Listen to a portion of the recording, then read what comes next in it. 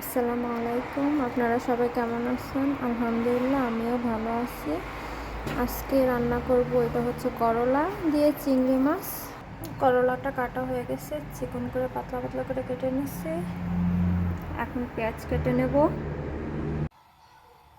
এখানে পেঁয়াজ কুচি কাটা হয়ে গেছে। এই যে এখানে চিংড়ি মাছটাও ধুয়ে পরিষ্কার করে নিলাম।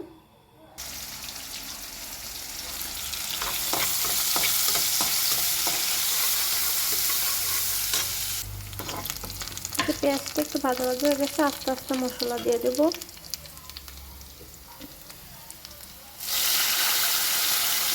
পরিমাণ মতো লবণ, হলুদের গুঁড়া, মরিচের গুঁড়া, একটু ধনে গুঁড়া, চিংড়ি মাছগুলো দিয়ে দেবো সাথে। যে এখানে মশলাটা কষানো হয়ে গেছে, এখন করলাগুলো দিয়ে দেবো।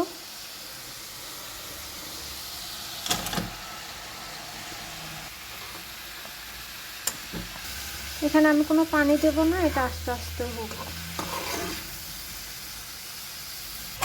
এখানে কিছু কাঁচামরিচ দিয়ে দিলাম।